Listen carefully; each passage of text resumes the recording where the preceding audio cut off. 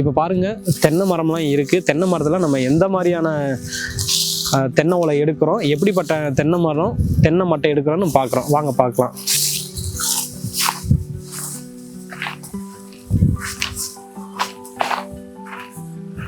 இப்போ இது வந்து பார்த்துட்டிங்கன்னா வண்டுகடி அரக்கு எதுவுமே இல்லாமல் நல்லா தெளிவாக இருக்குது. இந்த மட்டை பார்த்துட்டிங்கன்னா நல்லா தெளிவாக இருக்குது. இந்த மரத்துலேயே பார்த்துட்டோம்னா நம்மளுக்கு அடிமட்டை, மேல் மட்டை, குருத்து மட்டை எல்லாமே இருக்குது. அதை எப்படி எடுக்கணும்னு நான் சொல்கிறேன். இது எடுக்கலாம். இப்போ இது வந்து அடிமட்டை. அடிமட்டைங்கிறது நம்ம எப்படின்னா கீத்தெல்லாம் நம்ம பின்னுவோம். கீத்து பின்னுறதுன்னா நம்ம அந்த வீட்டில் பந்தல்லாம் போகிறதுக்கு காஞ்சு போய் அதுலேயும் கீத்து பின்னலாம், பச்சையாகவும் நம்ம கீத்து பின்னலாம். இது வந்து நம்ம கீத்து பின்னுறதுக்காக இது அடிமட்டை. அடிமட்டையிலும் நம்ம மேல் மட்டை எடுக்க போகிறோம். மேல் மட்டைங்கிறது பாருங்கள் நல்லா இருக்கும். அது குருத்துனா ரொம்ப வெள்ளையாக இருக்கும், அப்படியே பழுப்பாக இருக்கிற மாதிரி தான் இருக்கும். குருத்தில் வந்து 3 குருத்து இருக்கும். இது பார்த்துட்டிங்கன்னா சின்னதாக இருக்குது, ஒரு 1.5 அடி வளர்ந்துருக்கும். அதுக்கு மேலே பார்த்துட்டிங்கன்னா இதுதான் 2வது குருத்து இருக்குது. இப்போ இது 3வது குருத்து. ஒரு மரத்தில் வந்து எத்தனை குருத்தில் எடுக்கலாம்னா ஒரு குருத்து தான் எடுக்கிற மாதிரி இருக்கும். ஒரு குருத்து, அப்புறம் பச்சை மட்டை ஒரு 3 அல்லது 4 எடுக்கலாம். அதுக்கு மேலே எடுக்க வேணாம். எடுத்தால் அது பட்டு போயிடும். குருத்தையும் முழுமையாக வெட்டக்கூடாது. குருத்தில் எங்கேருந்து எடுக்கணும்னா குருத்தில் வந்து இங்கன்னா கொஞ்சம் மேலே விட்டு வெட்டணும். அப்போ தான் மரமும் நல்லாயிருக்கும், மட்டையும் நல்லாயிருக்கும். அடுத்து பார்த்துட்டிங்கன்னா ஒரு குருத்து மட்டைன்னு ஒன்று இருக்குது. மரத்தில் முக்கியமானது வந்து குருத்து. அதுலேருந்து தான் அப்படியே முளை குருத்துகள் வந்து வளரும். அந்த மட்டையில் இருந்தால் ஒவ்வொரு மட்டையாக பிரிஞ்சு வந்து வரும். முத்தனை மட்டை, அதுக்கு முன்னாடி பச்சை மட்டை, அதுக்கு முன்னாடி வந்து குருத்து மட்டை, இப்படி வரும். குருத்து மட்டைன்னு பாருங்கள். குருத்தில் வந்து 3 குருத்து இருக்கும். ஒன்று இளம் பச்சை குருத்து இருக்கும், அப்புறம் ஒன்று அதுக்கு முன்னாடி ஒரு குருத்து இருக்கும், அதுக்கு முன்னாடி சென்டர் குருத்து ஒன்று இருக்கும். அந்த சென்டர் குருத்தை வெட்டிட்டா மரம் காஞ்சு போயிடும். சென்டர் குருத்தை எப்போவுமே நம்ம வெட்டக்கூடாது. மரத்துல இருந்து மட்டை எடுக்கும் போது ஒன்று பச்சை மட்டை, குருத்துல இருந்து ஒரு 3வது மட்டை எடுக்கலாம். 3வது மட்டை அது வண்டுகடி அரக்கி எதுவுமே இல்லாமல் தெளிவான மட்டை எடுக்கணும். குருத்துல எடுக்கிறப்ப நம்ம வந்து குருத்தை விட்டுட்டு 2வது குருத்து எடுத்துக்கலாம். 2வது குருத்துல இப்படி தளிர் மாதிரி இப்படி இருக்கும். இந்த மாதிரியான குருத்து எடுத்துக்கலாம். அந்த குருத்துமே என்னன்னு பார்த்துட்டிங்கன்னா ரொம்ப அடியில் வெட்டாமல் கொஞ்சம் மேலே ஏற்றி வெட்டிக்கலாம். மேலே ஏற்றி வெட்டிட்டோமா மரமும் பட்டு போகாது, மரத்தையும் காப்பாற்றிக்கலாம். ஒரு மரத்தில் இருந்து பச்சை மட்டை இப்படி எடுக்கிறோம், ஒரு தேவைக்காக எடுக்கிறோன்னா 2 அல்லது 3 எடுக்கலாம். அதுக்கு மேலே எடுக்கவும் கூடாது, எடுக்கவும் வேண்டாம். அதே மாதிரி குருத்துட்டுமே 1 தான் எடுக்கணும். எடுத்தால் தான் நல்லாயிருக்கும்.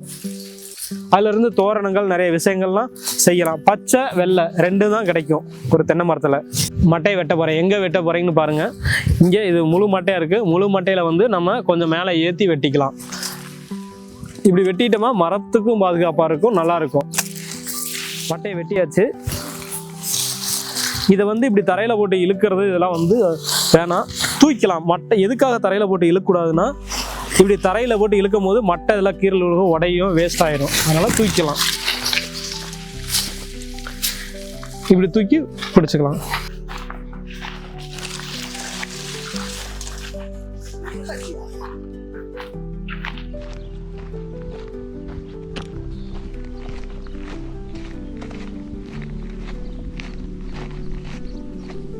இப்போ பார்த்துட்டிங்கன்னா முழு மட்டை எடுத்தாச்சு. முழு மட்டையில் நம்ம வந்து ஒரு பகுதியை வந்து நம்ம கீத்தா பின்னிக்கலாம், ஒரு பகுதியை வந்து நம்ம கூரை போட பண்ணிக்கலாம். இயற்கை, கலை, சந்தோஷம்.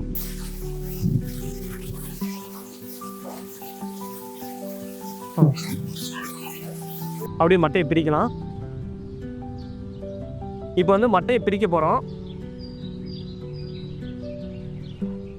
மட்டையை பிரிக்க போகிறது எப்படின்னா, மட்டை இப்படி இருக்குது, அது வந்து அடித்தளவு, இது மேல்தளவு. மேல்தளவில் வந்து இப்படி 2 பகுதியை பிரிஞ்சு வரும். அப்படி கையை வச்சுட்டு அப்படி மெதுவாக அப்படி இழுத்துனோமா அவ்வளோதான்.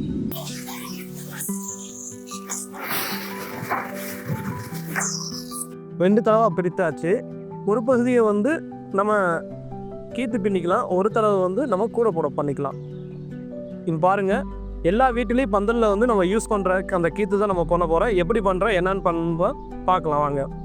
கீத்து பின்னும் போகும்போது இப்போ அது மேல்தளவு, இது அடித்தளவு. எப்போவுமே மேல்தளவுலேருந்து ஆரம்பிக்கக்கூடாது, அடித்தளவுலேருந்து ஆரம்பிச்சிடும்.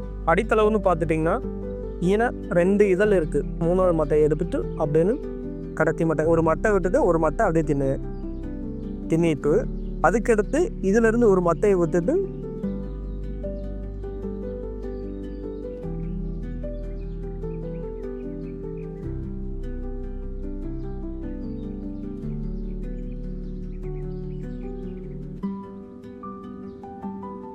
இப்படியே விட்டு பின்னிட்டு வருவேன். ஒரு மட்டை விட்டு ஒரு மட்டை.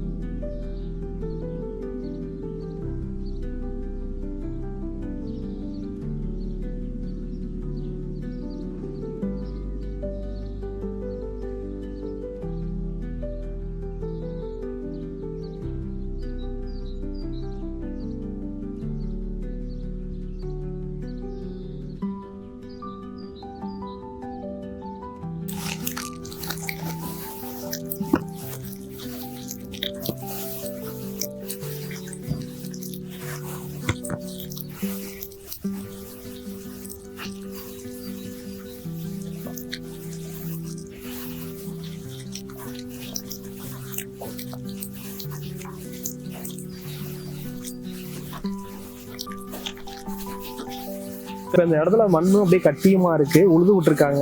இதுல என்ன நான் வெள்ளை எல்லாரும் சட்டை வெள்ளை வேஷ்டி இது போட்டிருக்கேன். இது கீழே அப்படியே உட்காந்தனா அழுக்காகும். அதுக்காக என்னன்னா நான் இது அப்படியே பின்னிட்டேன். இது கீத்து பின்னிட்டு அது மேலே உட்கார போறேன். உட்காந்துட்டு அடுத்து வந்து மீதி அடுத்த மட்டை நம்ம சொன்னோம்ல, அடுத்த பகுதியில் ஒரு கூடை பின்ன போறேன் நான்.